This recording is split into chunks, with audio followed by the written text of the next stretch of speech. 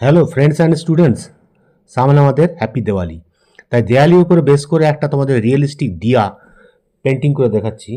এটা আমি soft pastel দিয়ে ব্যাকগ্রাউন্ড করব এবং দিয়াটা ওয়াটার কালার করব।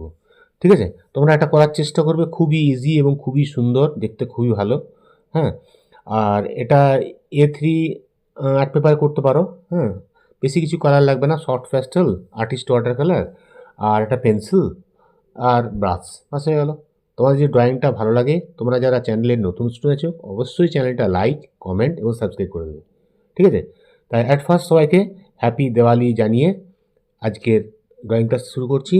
দেখো আমি দিয়াটা বানাচ্ছি কীভাবে। দেয়ালের প্রথমে লাইটটা করলাম, তারপরে নিচটা হালকা করে একটা রাউন্ড শেপ করে দিচ্ছি।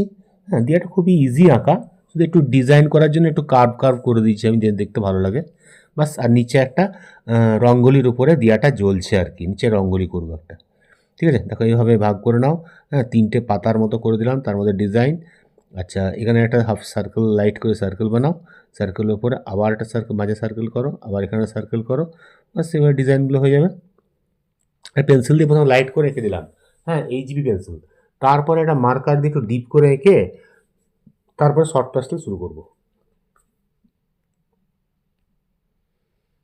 ঠিক আছে, আঁকাটা হয়ে গেল। আজে বাজেগুলো একটু মুছে দিলাম, আজে বাজে লাইনগুলো। এবার আমি ক্লিয়ার করে ব্ল্যাক স্কেচ পেন দিয়ে ডিপ করে আঁকছি। প্রথমে উপর থেকে শুরু করলাম, দেখো ভালো করে। হ্যাঁ, সার্কেলটা যেন মিডিল হয়, উপরগুলো একটু আপ ডাউন করে দিলাম, নিচটা একটু আপ ডাউন করে দিলাম। তারপরে এটা ছোট্ট করে হালকা একটা হাফ হাফ রাউন্ড করে দিলাম। এখানে পাতা শেপ করে দিলাম, এদিকেও একটা পাতা শেপ করে দিলাম। এখানে ছোট্ট আরেকটা পাতা দেখা যাচ্ছে, পাশে একটা ডবল ডবল লাইন দেবে, তাহলে এগুলো অন্য কালার হবে, দেখতে ভালো লাগবে। আচ্ছা, নিচের গোলটা দেখো ঠিক লম্বাটে টাইপের গোল হবে, হ্যাঁ, ওভাল শেপের। আচ্ছা, এখানেও একটা ডিজাইন আছে, ট্রায়াঙ্গেল ট্রায়াঙ্গেল ডিজাইন করলে তার ভেতরে একটা পাতার মতো ডিজাইন সামনে বেরিয়ে আছে। সবগুলো যেন মোটামুটি যেন ইকুয়াল ভাবটা বা ইয়েটা থাকে, সার্কেলের মধ্যে একটা থাকে। হ্যাঁ, দেখো ডিজাইনগুলো কীভাবে করছি। প্রত্যেকটা ডিজাইন একই, সাইডগুলো একটু লম্বাটে হবে, মাঝেরটা স্ট্রেটটা শর্টস টাইপের হবে। আর এটাই লক্ষ্য রাখবে, প্রথমে হালকা লাইন গোল করে দিয়ে নেবে, তার মধ্যে করবে, তাহলে সাইজগুলো সব একই হবে, ছোট বড় হবে না।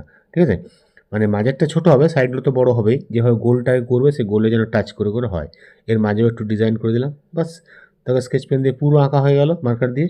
এবারে আজে বাজে পেন্সিল লাইনগুলো আবার মুছে দিলাম। এবারে কী করছি, এটাকে টেপ দিয়ে সাইডে একটা বর্ডার দিয়ে দিচ্ছি। যেটা মাস্কিং টেপ আছে মাস্কিং টেপ দেবে, বা নর্মাল টেপও দিতে পারো, আমি নর্মাল টেপই দিচ্ছি। তাহলে যখন আমি এটা শর্ট প্যাস্টেল দিয়ে করবো, সাইডটা হোয়াইট মানে বর্ডার থেকে যাবে, ওই জন্য। তাহলে শর্ট প্যাস্টেল কালার ফার্স্ট আমি শর্ট প্যাস্টেল দিয়ে ব্যাকগ্রাউন্ডটা করে নিচ্ছি। ব্যাকগ্রাউন্ডটা প্রথমে ইয়েলো দিলাম, তারপরে ডিপ ইয়েলো দিলাম। হ্যাঁ, ডিপ ইয়েলোর পরে এটাকে অরেঞ্জ ইউজ করছি, অরেঞ্জ দিলাম। অরেঞ্জ দেওয়ার পর নিচে একটু গ্রিন ইউজ করলাম, স্যাপ গ্রিন। তারপরে স্যাপ গ্রিনের পরে নিচে একটু ব্লু দিলাম, পুশন ব্লু, সাইডেও পুশন ব্লু দিলাম। একদম সাইডে ডার্ক ব্ল্যাক দিয়ে দিচ্ছি। আর সাইডে তো আমাদের টেপ লাগানোই আছে, বাইরে বেরোবার কোনো প্রবলেম নেই, কোনো মুশকিল নেই। গায়ের জোরে ডিপ করে ভরে দিলে এবার আঙুলে করে ঘষে ঘষে এটা মিশিয়ে ব্ল্যান্ড করে পুরোটা ভরে দাও। আঙুলটা দরকার হলে বারবার একটা কাপড়ে মুছে নেবে, তাহলে ক্লিন হয়ে যাবে, তাহলে হালকা জায়গার উপরে ব্ল্যাক পোর্শন পড়বে না। আর লাইট থেকে সবসময় করতে করতে ডিপের দিকে যাবে, তাহলে তোমার হাতটা নোংরা হয়ে যাবে না। একটা আঙুল নোংরা হলে, আমি দেখো একটা আঙুল নোংরা হলে পরের আঙুল ইউজ করছি। ঠিক আছে, আবার যেখানে একটু কম রং মনে হবে আবার রঙগুলো আবার একটু করে দিয়ে দেবে, তাহলে ভালো লাগবে। বাইরেটা আবার ব্লু দিয়ে দেবে, মানে ব্যাকগ্রাউন্ডটা আমাদের বেশি ডিপ হবে। এটা প্রদীপের ছায়াটা পড়ছে বলে মাঝে একটা শেড দিয়ে দিলাম, আর সাইডগুলো আরও ব্ল্যাক দিয়ে ডিপ করে দেবে, দিয়ে আঙুলে করে ভালো করে ঘষে এটা মিশিয়ে দেবে, ব্যাস হয়ে গেল। তাহলেই ব্যাকগ্রাউন্ড কত জলদি হয়ে যায়। সফট প্যাস্টেলে একটু খুব জলদি হয়ে যায়। এটা ব্লেড দিয়ে কেটে ডাস্ট করেও করতে পারো, কিংবা পুরোটা ঘষেও করতে পারো। এটা টিস্যু পেপার দিয়েও ঘষতে পারো, আর আঙুলেও করতে পারো। আঙুলে করলে প্রেসারটা ভালো হয়, নষ্ট হয় না। আর টিস্যু পেপারে করলে কিছুটা কালার ওয়েস্ট হয়, পেপারের মধ্যে লেগে যায়। হ্যাঁ, আমি তাই হাত দিয়ে করছি। তোমাদের হাতে রং লেগে গেলে তোমরা এটা টিস্যু পেপার দিয়েও করতে পারো। হয়ে গেল ব্যাকগ্রাউন্ড। এবার আমি আর্টিস্ট ওয়াটার কালার দিয়ে তোমার প্রদীপটা করবো, দিয়াটা। দেখো এটা হচ্ছে আর্টিস্ট ওয়াটার কালার টিউব, এই কালারটা আমি বার করলাম। এটা দিয়ে আমি প্রথমে উপরে লাইটটা করছি। লাইটের জন্য ফার্স্ট এখানে হোয়াইট ভরে দিলাম, হোয়াইটের মধ্যে উপর নিচে উপর দিকটা একটু ইয়েলো দিলাম, নিচে একটু অরেঞ্জ দিলাম, আর ওপর দিকেও একটু আমি অরেঞ্জ দিয়ে নেবো। সাইডগুলো একটু ডিপ করে নিলাম, উপরে একটু অরেঞ্জ দিয়ে দিলাম, বাস। এটা জল দিয়ে ভালো করে মিশিয়ে নাও, লাইটটা আমাদের হয়ে গেল। এই নিচের পোর্শনে ইয়েলো দিলাম, ইয়েলো দেওয়ার পর অরেঞ্জ দিয়ে শেড করছি, অরেঞ্জের পরে সাইডে একটু ব্রাউন শেড দেবো। তাহলে আমাদের যেটা তেল আছে, তেলটার মধ্যে লাইটটা পড়ার জন্য লাল মনে হচ্ছে। প্রদীপটাও একটু লালচে ভাব আছে, তা প্রদীপটা আমাদের রেড দিয়েই করতে হবে মেনলি। দেখো প্রদীপটার সাইডগুলো আমি লেমন ইয়েলো আর হোয়াইট মিশিয়ে সাইডগুলো দিয়ে দিলাম বর্ডারটা উপরে, তারপরে ভেতরটা আমি রেড ফিল করে দিচ্ছি ফার্স্ট। ফিল করার পর যেখানে যেখানে বেশি ডিপ আছে ব্রাউন দিয়ে সেট করে দেবো, বাস তাহলেই হবে। ডিপ পোর্শনগুলো ব্রাউন শেড দিয়ে দিচ্ছি। ঠিক উপরের যে ইয়েলো বর্ডারটা দিচ্ছি তার নিচেরটা একটু ডিপ হবে, তাহলে ইয়েলোটা আমাদের ব্রাইটনেসটা আসবে। হয়ে গেল উপরের পোর্শনটা। এবারে নিচের পোর্শন দেখো, নিচের পোর্শনও আমি আগে ইয়েলো আর হোয়াইট মিশিয়ে হালকা লাইনগুলো দিয়ে নেবো। এগুলো একটু ডিটেলিং করে নেবে, সরু ব্রাশ 0 বা 1 ব্রাশে করে করবে, তাহলে জিনিসটা ভালো করতে পারবে। খুব একটা মোটা ব্রাশ ইউজ করো না, ঠিক আছে। এগুলো ফার্স্ট দেখো রেড ভরে নিচ্ছি আমি। রেড ভরার মতো করার পরে একদিকে একটু করে ডার্ক করব, ওটা ব্রাউন আর ব্ল্যাক দিয়ে করতে পারো। প্রথমে ব্রাউন ইউজ করো, তারপরে খুব ডার্ক দরকার হলে সেখানটা ব্ল্যাক ইউজ করবে, ঠিক আছে। দেখো সব ট্রায়াঙ্গেলগুলো করে দিলাম, নিচটা আমি রেড করে দিলাম। হ্যাঁ, রেড করার পর এবার শাডোগুলো দিচ্ছি ব্রাউন দিয়ে। দেখো কোন জায়গায় শেডগুলো দিচ্ছি ফলো করো, তাহলে জিনিসটা একটু 3D ইফেক্ট আসবে এবং দেখতে রিয়েলিস্টিক লাগবে, ঠিক আছে। আর একটু ডার্ক করার জন্য একটু ব্ল্যাক ইউজ করছি। ব্ল্যাক ইউজ করার পর জল দিয়ে ভালো করে মিশিয়ে দেবে।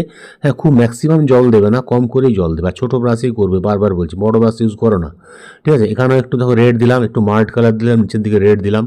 হ্যাঁ, আবার এখানেও একটু ব্রাউন ইউজ করলাম, একটু ব্ল্যাক ইউজ করলাম। এদিকে একটু ডিপ হবে, এটাও একটু ডিপ হবে, তাই এটা ব্রাউন দিয়ে করে দিলাম পুরোটাই। হ্যাঁ, এটা উপরটা ব্রাউন দিলাম, নিচটা একটু ইয়েলো দিলাম, এখানটা একটু রেড দিয়ে মিশিয়ে এটাকে করে দিলাম। দেখো প্রদীপটা কত সুন্দর, ইজিলি কত সুন্দর পারফেক্ট একটা প্রদীপ হয়ে গেল।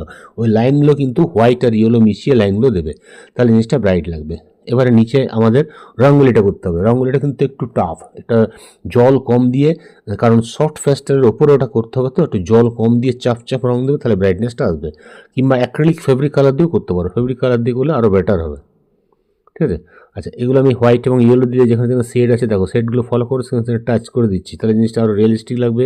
তেলটার গোল গোল ভাব এবং নিচের যে শেড সেগুলো পারফেক্টভাবে করবে। মাঝে মাঝে একটু ডিজাইনও দিয়ে দিলাম যাতে ভালো লাগে। আচ্ছা, এইগুলো দেখো আমি ইয়েলোর সঙ্গে, ডিপ ইয়েলোর সঙ্গে হোয়াইট মিশিয়ে প্রথমে পুরো আলপনাটা এঁকে দিচ্ছি। ডিপ ইয়েলো আর হোয়াইট কালার, গোল গোল ডিজাইন, যেখানে যা ডিজাইন করেছি ফলো করো। ডিজাইনটা তোমাকে আগেই বলেছি, লম্বাটে লম্বাটে শেপগুলো হবে ওভেল শেপ, তাহলে মনে হবে মাটিতে পড়ে আছে এবং প্রদীপটা তার উপরে রাখা আছে। এটা রঙ্গোলি হচ্ছে, দেখো খুবই সুন্দর। আচ্ছা, এটাও আমি একটু হোয়াইট বেশি দিয়ে হোয়াইট দিয়ে লাইনটা দিয়ে দিচ্ছি।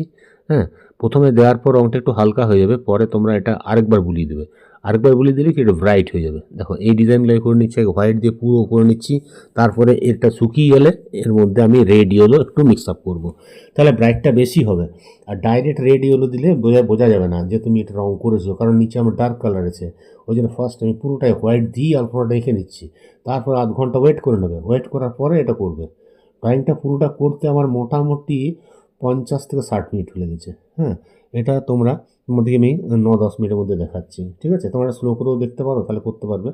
আলপনা দেখো সব দিকে যেন ইকুয়াল হয়। আগেই বলেছি সাইডেরগুলো একটু লম্বা লম্বা হবে, মাঝেগুলো একটু শর্ট শর্ট হবে, তাহলে মনে হবে মাটিতে পড়ে আছে এবং আলপনাটা উপরে আমাদের দিয়াটা রাখা হয়েছে এবং জ্বলছে।